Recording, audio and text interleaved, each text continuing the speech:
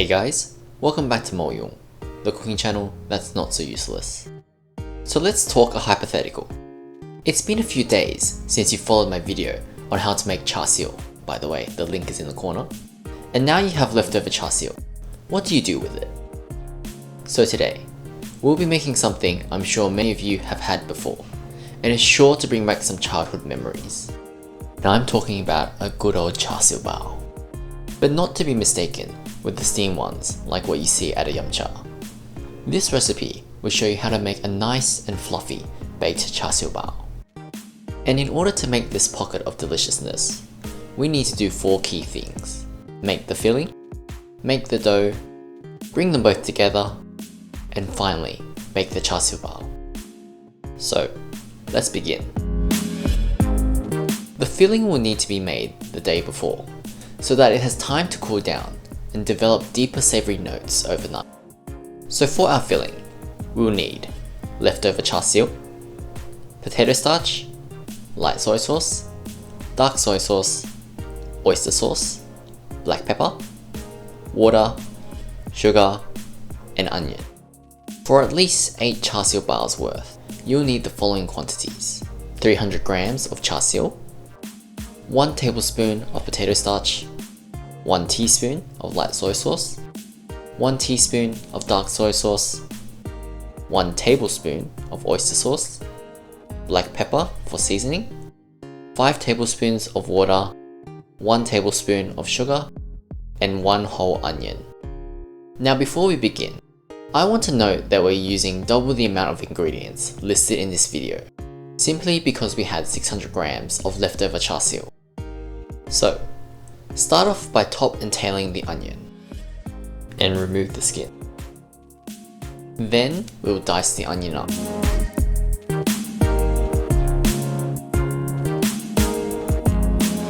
Once the onion has been diced, do the same thing for the char siu.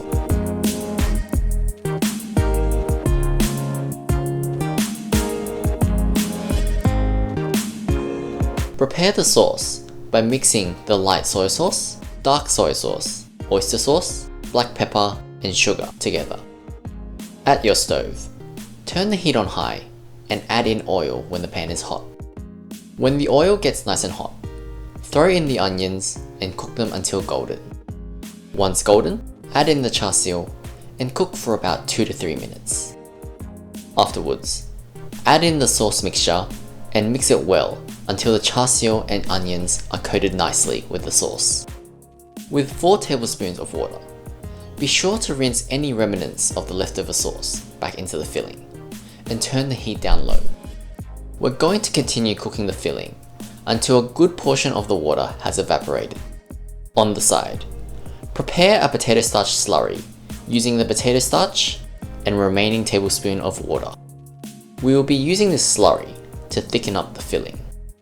Once a good portion of water is gone, turn the heat off and add in the slurry. Give the filling a good mix, and try your best to ensure the slurry is evenly mixed throughout. Once you've given the filling a good mix, turn your heat on high and give the starch a quick cook through for about a minute.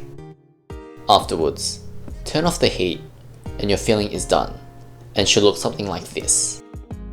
Transfer the filling onto a plate or bowl and let it cool down. Once the filling has cooled down enough, wrap it up and put it in the fridge overnight. Come the next day, we're ready to get the dough going.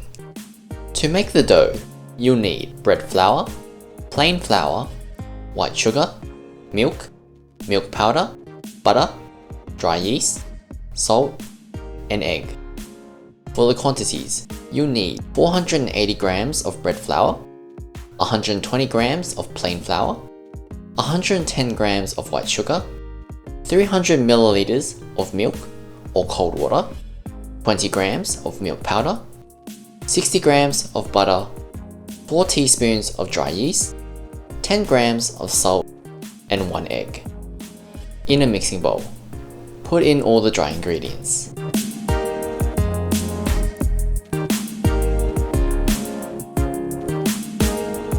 Then help your mixer out by giving this a quick mix. And be sure to take out any silica gel packets that happen to fall in. Turn your mixer on low and slowly add in the egg and then the milk. Mix this for about 5 minutes or until the dough comes together as one. Then turn the mixer off, add in the butter and mix again at a medium speed. If the butter sticks to the sides of the bowl, be sure to turn the mixer off and scrape the butter back onto the dough. Continue mixing this at a medium speed until the dough no longer sticks to the bowl. From here on, we turn the mixer on high and mix for another 5 minutes. Our aim is to get the dough to consistency where you can stretch the dough quite thin and translucent without it tearing. Once we get to that stage, spread a thin layer of oil into a big bowl and start shaping the dough into a ball.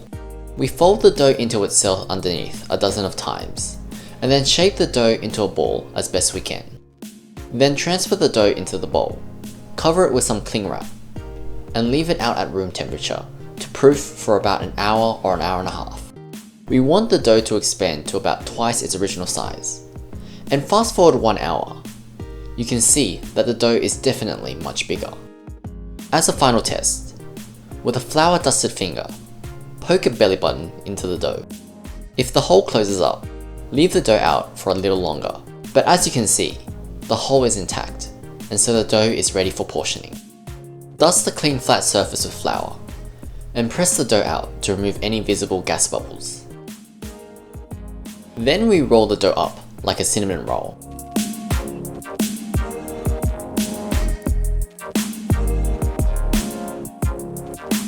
And continue pressing out some more air. Thin the dough out by rolling it. And then begin separating the dough into roughly 65-gram portions.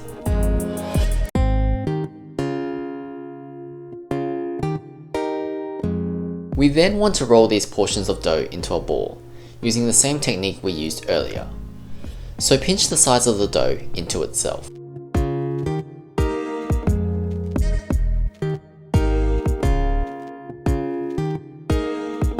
And again, it'll look ugly at the bottom but smooth at the top.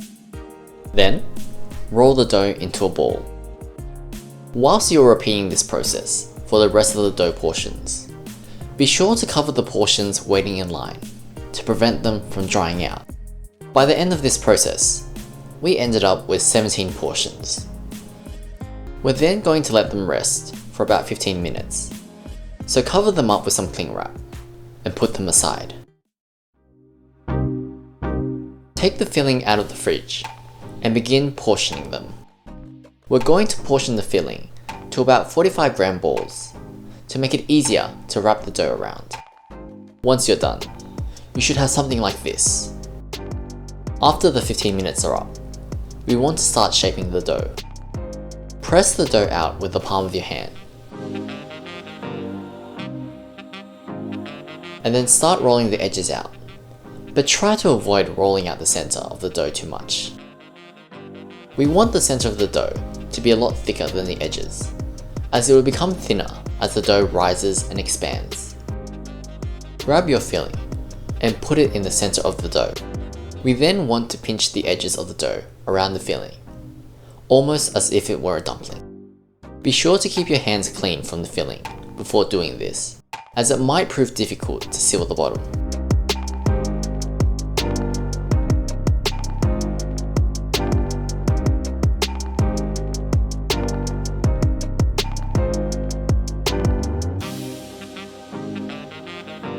And then, just shape it into a nice ball.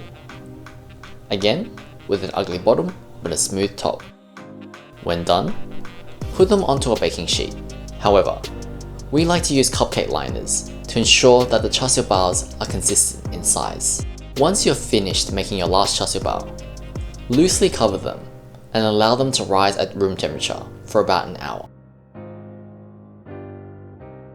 After an hour, they'll have almost doubled in size and look like this. Coming into the final stages of this recipe, be sure to have an egg, some milk, and some butter ready. Preheat your oven to 180 degrees Celsius or 356 degrees Fahrenheit. Before we put them into the oven, with half a beaten egg and 1 tablespoon of milk, give the char siu baos a nice eggy milk wash to give the buns a nice color when baking. When the oven is hot enough, put the char siu baos in and bake them for about 12 to 15 minutes.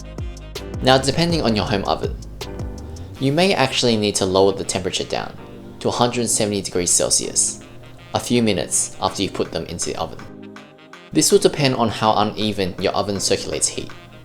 And for our old oven, we need to rotate the buns around to prevent any burning. So be sure to watch the char siu baos bake for the whole duration. After the 12 to 15 minutes are up, the char siu baos are done. But they're missing a little sheen.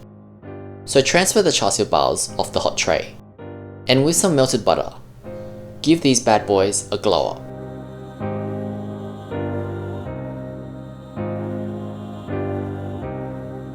If I completely mutilate one of these, you can see that the bread is just soft and fluffy, and the inside's glossy and just steaming hot. So guys, that was my family's recipe for a homemade baked char siu bao. I hope you all enjoyed this video, and if you ever have the chance to make this at home, be sure to tell us how it went. And if you want to see future videos, be sure to subscribe. See ya.